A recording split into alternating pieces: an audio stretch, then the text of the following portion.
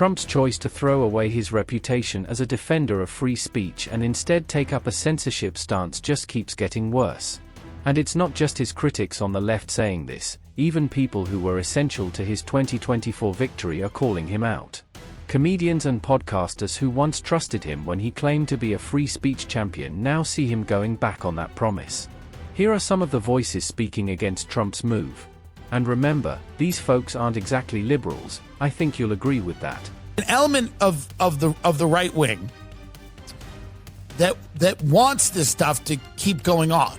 And it's because they felt culturally powerless for a very long time.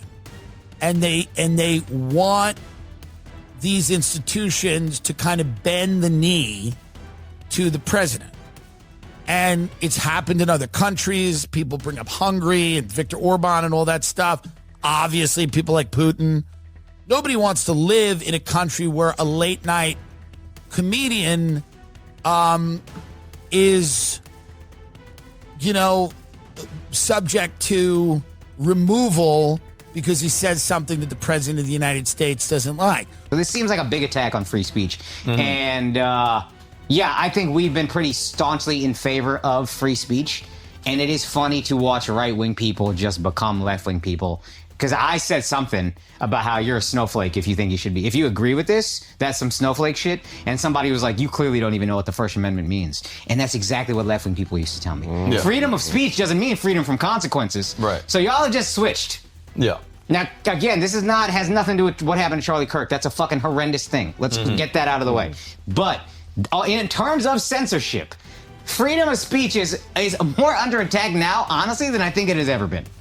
I don't know if that's me being hyperbolic. Maybe. I mean, as far as what Jimmy said, I think it's untrue, or at least unfair. I don't agree with what he said. I don't like what he said. We should also say that. I don't agree with what he said. I don't like what he said. He should be allowed to say it. And what happened to Charlie Kirk is worse. Charlie Kirk should have been allowed to say the things we didn't like. Jimmy Kimmel should be allowed to say the things we didn't like. That's just what America is. Yeah. And freedom of speech, I've seen it truly under attack in India, where it's like you can go to jail.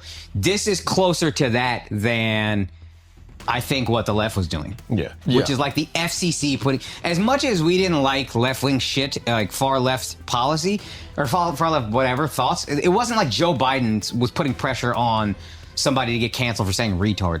You see what I'm saying? Yeah. That's what makes this different and scarier to me and closer to what India has. Then that's what makes it an actual attack on free speech to me. Nexstar, one of the largest affiliate owners in the country, meaning they broadcast Jimmy Kimmel's show, they pulled Kimmel from all their broadcasts. Now, do you think they did that because they were offended by the joke, or because they have a $6.2 billion merger they need approved by the FCC? If they did it for that merger, that is the definition of government-influenced silencing of speech. And now all these staunch free speech advocates are doing mental gymnastics to get around the fact that they're okay with government-influenced silencing of speech as long as it's for their opposition. You want to know who wouldn't be okay with that? Charlie Kirk.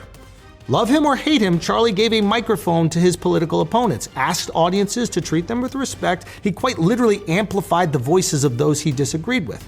How do you think he would feel about his tragic death being used to silence political opposition? Honestly, do you think that he would advocate for canceling Jimmy? There's no way. I think he'd be furious about it. I think his supporters should be furious about it, and I think his detractors should be furious about it. It shouldn't even be up for debate. I've got to ask, how many times does Trump need to show that he's running the biggest bait and switch in political history before these comedians realize they've been duped? Think about it. He swore he'd release the Epstein files right away, but instead his administration worked to cover them up even more. He even had the only known living accomplice moved to a minimum security prison right after she declared that Trump had no responsibility at all. He promised to bring costs down on day one, yet he launched a trade war that pushed prices higher across the board. He pretended to care about everyday struggles so much that he even talked about the cost of individual eggs, and now he's presiding over price spikes nationwide. He also vowed to end the Russia-Ukraine war on day one. But here we are, 8 months in, and he's still too scared of Putin to criticize him even once. And let's not forget this, one of his most repeated promises, something he made such a big deal about, was declared during his second inauguration. After years and years of illegal and unconstitutional federal efforts to restrict free expression, I will also sign an executive order to immediately stop all government censorship and bring back free speech to America.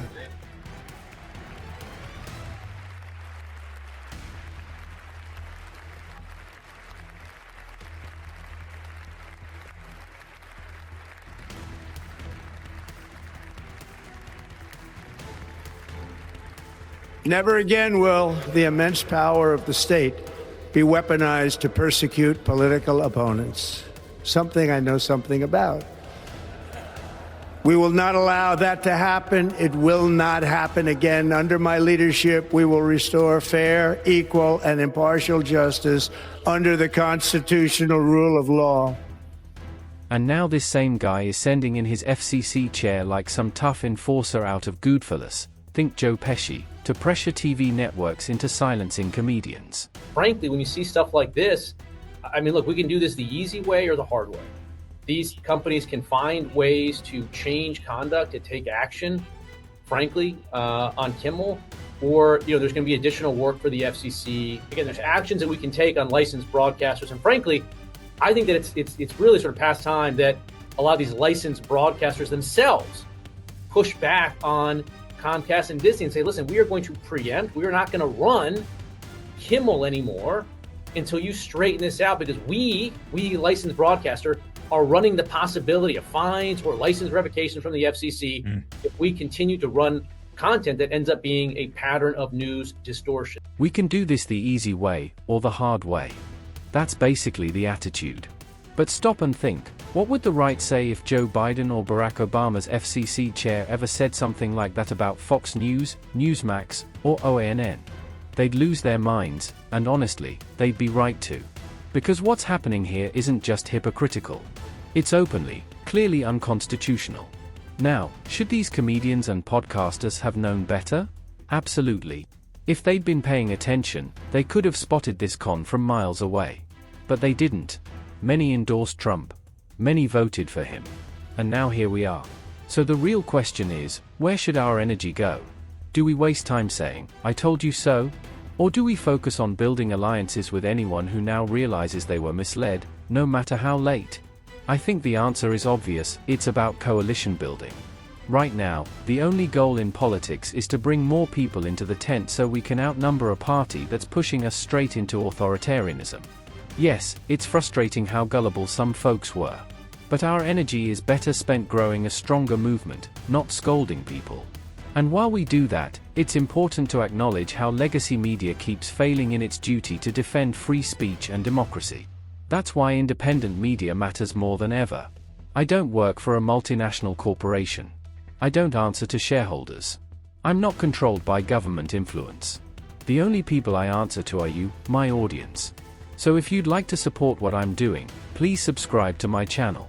It's completely free, always has been, and always will be. And if not me, then support any independent channel committed to democracy. Because if the big networks want to side with Trump in his war on free speech, then our response has to be this: we stop giving them the attention they're desperate for, and put our support into the voices that still stand for freedom.